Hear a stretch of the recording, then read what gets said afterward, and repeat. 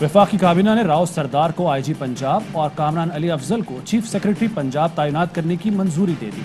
काबीना की जानिब से पाकिस्तान मेडिकल कमीशन के मुलाजमीन के लिए रजाकाराना सर्विस स्कीम और golden handshake scheme, Pakistan expo centres के चीफ एग्जीक्यूटिव ऑफिसर्स की तैनाती समेत दीगर एजेंडे की मंजूरी भी दिए जाने का इम्कान।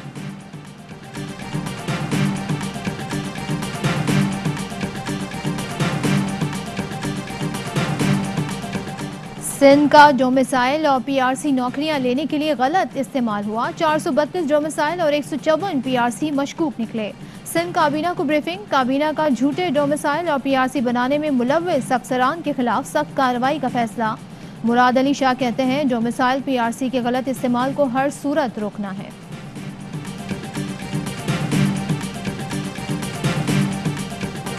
कराची के साहिल पर फंसे जहाज को निकाल लिया गया। जहाज निकालने के ऑपरेशन में 2 क्रेन, बार्ज और 2 टग्स ने हिस्सा लिया।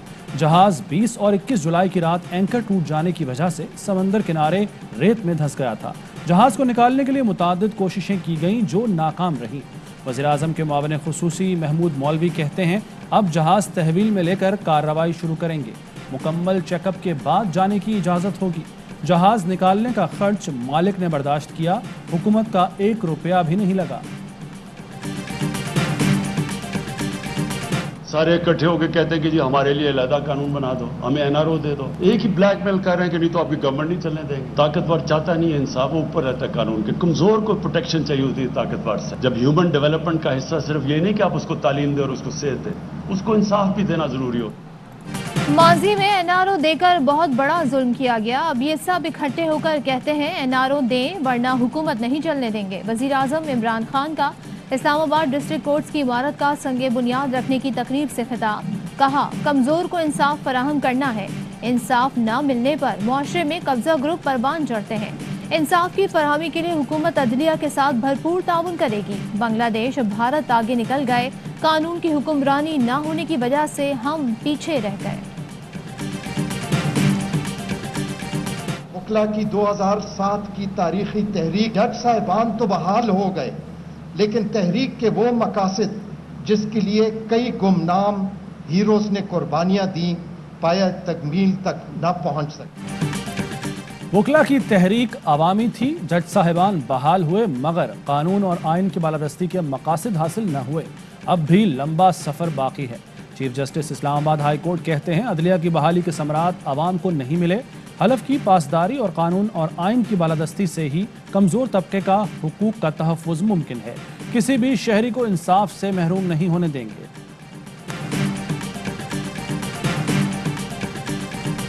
शरीफ खानदान के खिलाफ लंदन में भी टैक्स चोरी की तहकीकात शुरू हो गई। शहबाज गिल का दावा, कहते हैं शरीफ खानदान 45% के बजाय सिर्फ 20% टैक्स अदा कर रहा है। वालिद के नक्शे कदम पर चलते हुए बेटे ने तकरीबन 6 मिलियन पाउंड टैक्स चोरी की। हिल मेटल से होने वाली आमदन को छुपाया गया। सऊदी अरब से लंदन पैसा आमदन नहीं, इखराजात की मद में मंगवाया। शरीफ खानदान को टैक्स देते हुए मौत पड़ती है। वतन अजीज के दिफा के अज़्म की तजदीद। मुल्क भर में यौम फ़ज़ाइया मनाया जा रहा है। शहीद पायलट राशिद मिन्हास की कब्र पर चाको चौबंद दस्ते की सलामी। एयर चीफ की यादगार शोहदा पर हाजिरी, फूल चढ़ाए और फातह खानी की। कश्मीरी बहन भाइयों को अखलाकी, सियासी, सिफारती मदद की मुकम्मल यकीन दहानी कराई। कहते हैं पाक फ़ज़ाइया खित्ते की बदलती सूरत हाल से बाखबर है। पाकिस्तान की सालमियत वक़ार के दिफा के लिए मुकम्मल तैयार हैं। कौम की हिमायत ना हो तो बड़ी से बड़ी फौज भी रेत की दीवार है। जैसा पड़ोसी मुल्क में देखा, कुछ लोग मुल्क दुश्मन अनासर के हाथों इस्तेमाल हो रहे हैं। अंदरूनी इंतशार फैलाने वालों से सख्ती से निपटना होगा। किसी गिरोह को हथियार उठाने की इजाज़त देंगे न इलाकायत, लसानियत, नजरिए और मजहब की बुनियाद पर रियासत को ब्लैकमेल करने की। Army chief general Qamar Javed Bajwa का GHQ में यौम दिफा की तकरीब से खिताब। कहा लेफ्टिनेंट जनरल फैज हमीद का दौरा काबुल तामीरी था, तकरीबी नहीं। जब तक TTP है दहशतगर्दी का खतरा मौजूद है।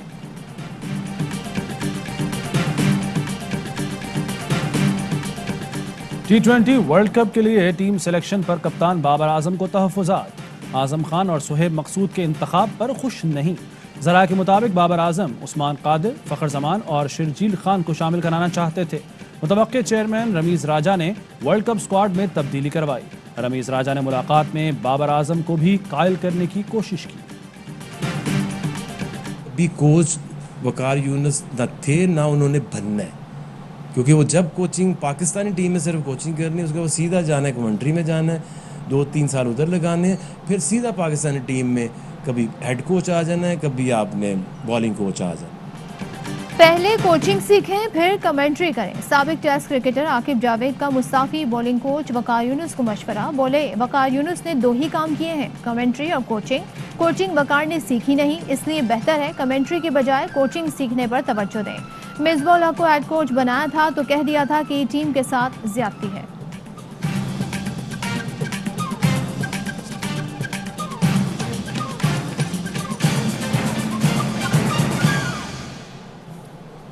हेडलाइंस आपने जाने। अहम तरीन खबरें अब एक क्लिक की दूरी पर।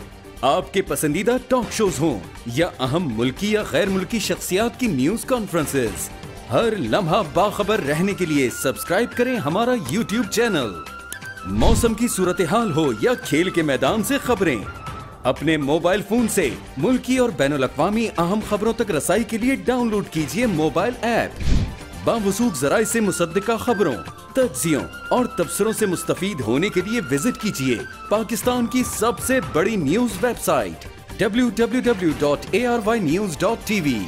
इन सब के अलावा पाकिस्तान का सबसे बड़ा फेसबुक पेज हो, सबसे बड़ा न्यूज इंस्टाग्राम अकाउंट या फिर ट्विटर, ARY न्यूज पहुंचा रहा है खबरें सबसे पहले आप तक, ताकि आप रहें हर लम्हा बाखबर।